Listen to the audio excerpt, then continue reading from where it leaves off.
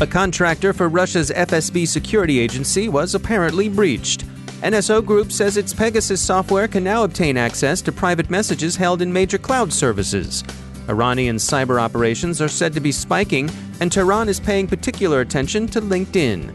Colleges and universities are experiencing ERP issues and a minor wave of bogus student applications. Equifax receives its judgment, and there's a sentence in the case of the NSA hoarder.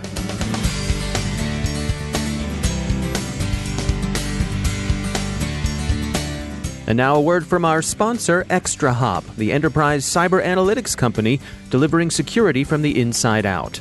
The cloud may help development and application teams move fast, but for security teams already dealing with alert fatigue, tool sprawl, and legacy workflows, cloud adoption means a lot more stress.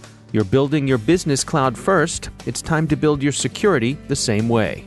ExtraHop's Reveal X provides network detection and response for the hybrid enterprise. With complete visibility, real-time detection, and guided investigation, Reveal X helps security teams unify threat detection and response across on-prem and cloud workloads so you can protect and scale your business. Learn more at extrahop.com/cyber. That's extrahop.com/cyber. And we thank ExtraHop for sponsoring our show. Funding for this CyberWire podcast is made possible in part by ExtraHop, providing cyber analytics for the hybrid enterprise. Learn more about how ExtraHop Reveal X enables network threat detection and response at extrahop.com. From the CyberWire studios at Data Tribe, I'm Dave Bittner with your CyberWire summary for Monday, July 22nd, 2019. The BBC's Russian language service reported late Friday that Cytec, a Moscow-based IT firm, had been successfully hacked. The company's website was defaced with a yearning Yoba face, and the attackers claim to have stolen some 7.5 terabytes of data. Cytec is generally thought to be an FSB contractor. Among the data the attackers obtained and shared with hacktivist group Digital Revolution were screenshots of the target company's internal interface, including some employees' names and notes on the projects they were working on. The Cytec projects exposed included social media monitoring solutions and Tor de-anonymization tools.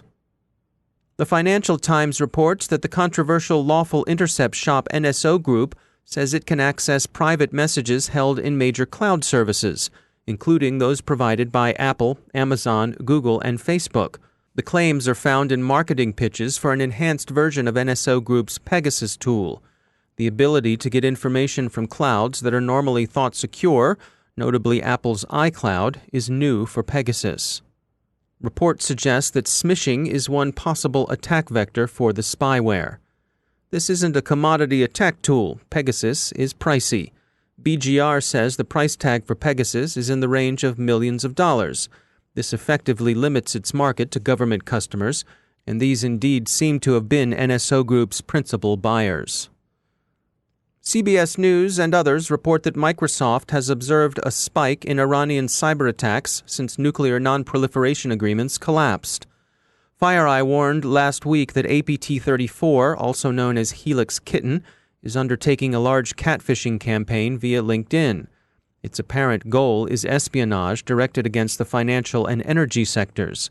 Government agencies are also targeted.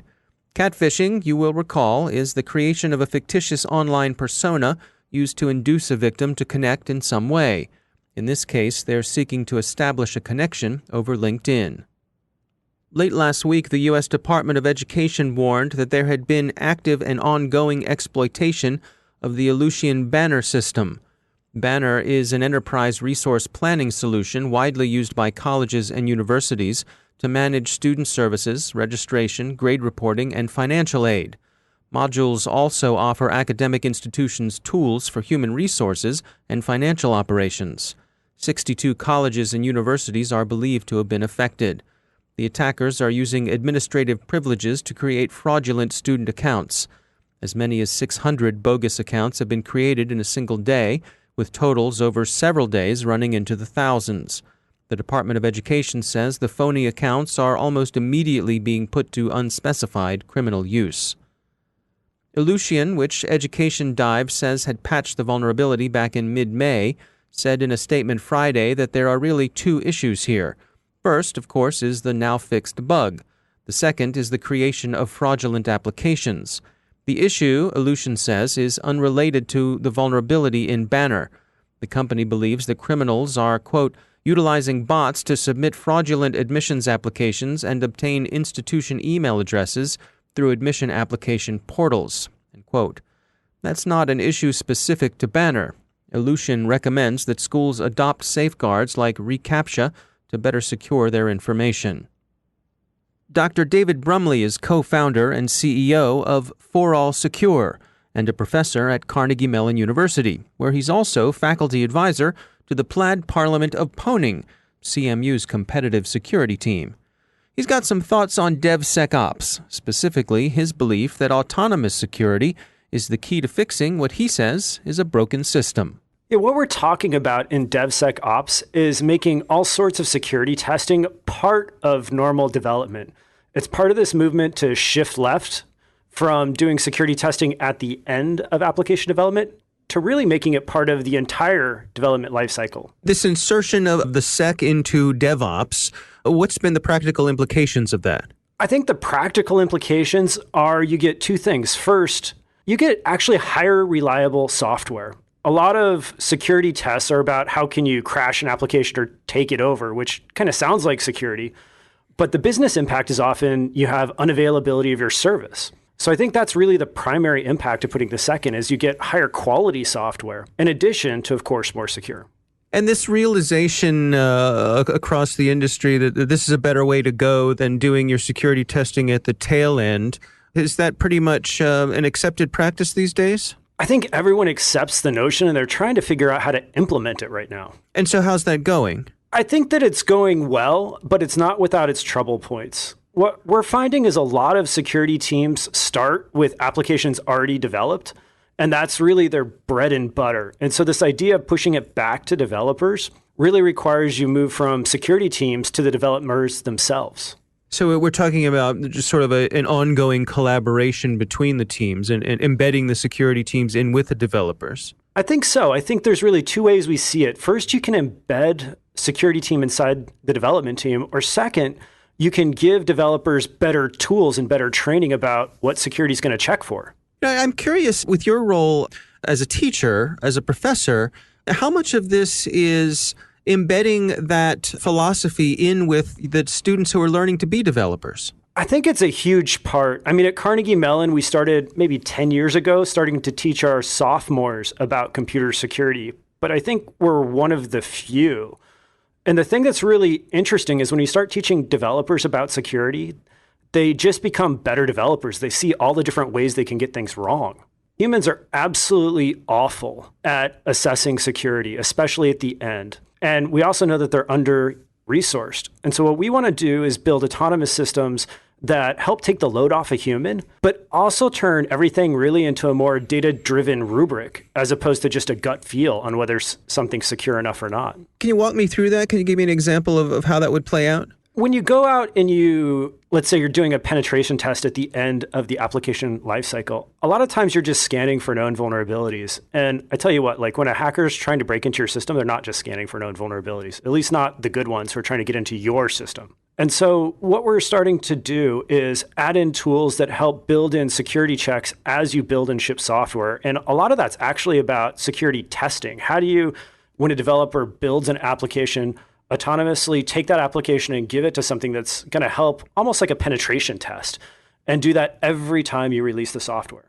And does that increase any significant friction? Does it slow the process down? I think it's one of those things of cost benefit. So some people will say it slows it down just the way software testing slows down anything, right? Like there's this short-term pain of, oh man, writing a test case or ingesting it into that autonomous system, that's extra work. But once you do it, it's absolutely beautiful, because then the system does all those things that you used to have to do manually. One of the cool things about this tech, and it was really pioneered in the lab, is that as you learn more and more about the security of your app, you actually create an automated regression suite to make sure that you continue to check those things. And that also bootstraps the process next time you have a release. So when you add new code, it checks all the old things and then tries to find new things in the new code. That's Dr. David Brumley from For All Secure. The U.S. Federal Trade Commission announced today that Equifax will pay $575 million in its settlement over the credit bureau's 2017 breach. The agreed settlement doesn't address only the FTC's complaint, but figures in a global settlement with the Federal Trade Commission, the Consumer Financial Protection Bureau, and 50 U.S. states and territories. The allegations hold that Equifax's failure to take reasonable steps to secure its network led to a data breach in 2017 that affected approximately 147 million people. Some $300 million will go into a fund that will provide affected consumers with identity protection. It will also compensate people who bought credit monitoring or identity theft protection from Equifax or who sustained other out-of-pocket expenses as a direct result of the breach. If $300 million isn't enough to cover such compensation, Equifax is on the hook to pony up an additional $125 million if necessary. The remainder of the amount will be distributed as follows. $175 million will go to 48 states, the District of Columbia, and Puerto Rico. The remaining $100 million will be paid to the Consumer Financial Protection Board in civil penalties. Former NSA contractor Hal Martin was sentenced to 9 years imprisonment on Friday for theft of classified information. As ZDNet observes, the government did not establish that Martin was the source of the shadow brokers leaks. That had been widely believed, at least in the more speculative precincts of the online world, but it wasn't borne out in court. Martin had taken a guilty plea in federal court, admitting to theft of classified documents. 9 years is a stiff enough sentence, especially when compared to the maximum of 10 years he faced for each of the 20 counts against him. It is, however, in line with the expectations set in his plea agreement. Martin's defense attorneys had presented him as a hoarder, a pack rat, and not a traitor, and after the sentence was passed, they pointed out that the government had not demonstrated treason or treasonous intent. They said his problems amounted to an extenuating mental health issue. The prosecutors didn't buy it, according to CyberScoop. This is not a case of hoarding, this is stealing, the government argued, and they noted that the 50 terabytes of information Martin had squirreled away in his Glen Burnie shed was not squirreled away in a disorganized manner. The presiding judge also observed that, for a hoarder, Hal Martin seemed pretty well organized. So, don't be a hoarder. But it may look better on Judgment Day if your house looks like the digs you see on the reality TV show Hoarders. Bad TV, but maybe not so bad in the courtroom.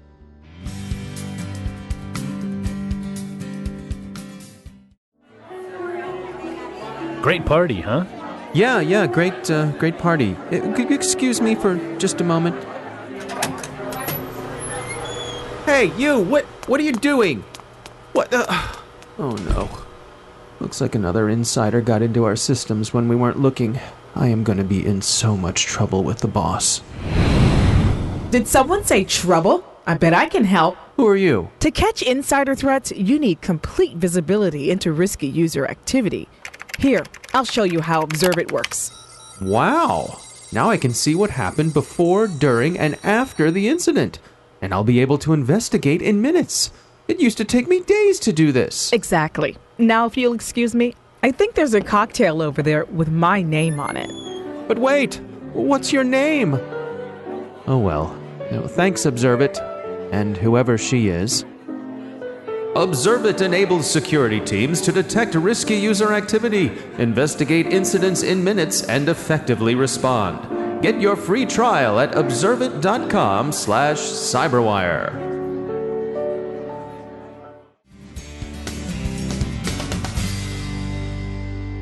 And joining me once again is Joe Kerrigan. He's from the Johns Hopkins University Information Security Institute and also my co-host on the Hacking Humans podcast. Joe, great to have you back. Hi, Dave. A story here from CNET, and it's titled, More Than 1,000 Android Apps Harvest Data Even After You Deny Permissions. How is this even possible, Dave? That's what I want you to explain. Right. What's going on here? So these app developers are being very creative with how they gather your information. Okay. This article talks about one app in particular from Shutterfly. Photo app, yeah. It's a photo app, and I think they sell books of your photos and all that stuff, right? Mm-hmm. So the app will ask you for permission to use your location data. Okay. Right?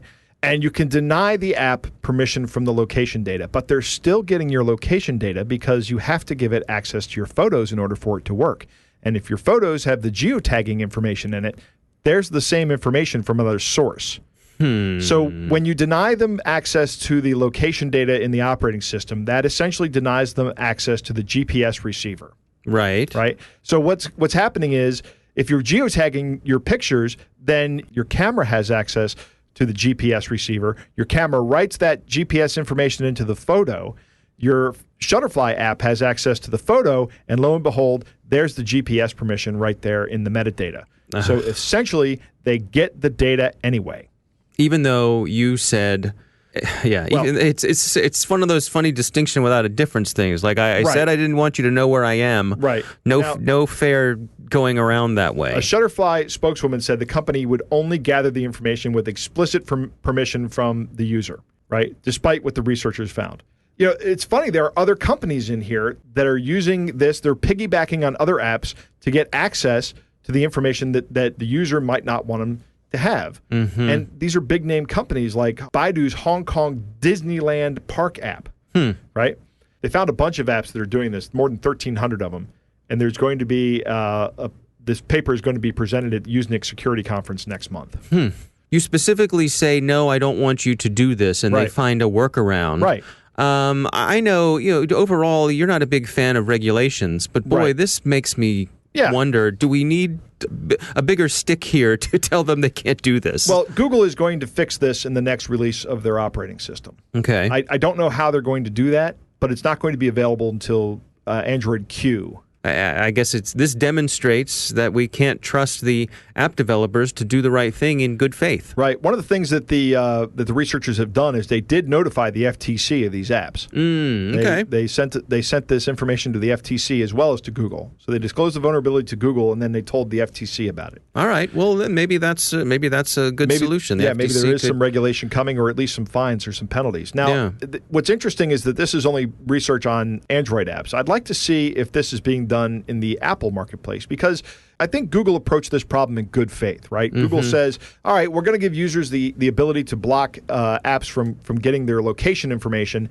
And I could very easily see this becoming something that, oh, you know what? We didn't think about that. We didn't think that apps could look at the photos and get the location information from the photos. Right. Or we didn't think that apps could look at some other app and get the unique identifier for the phone out of that other app. Mm-hmm. We need to lock that down. And Google is taking care of it in the next release of Android. Unfortunately, it's going to be a couple months before that's out. Yeah. I outlined it over on a recent episode of Grumpy Old Geeks where I ran into something with, and this is on iOS, I ran into something with an app tracking the food that I was eating, trying to lose a few pounds. Right. And I started seeing ads for the foods I was tracking on Twitter. Huh.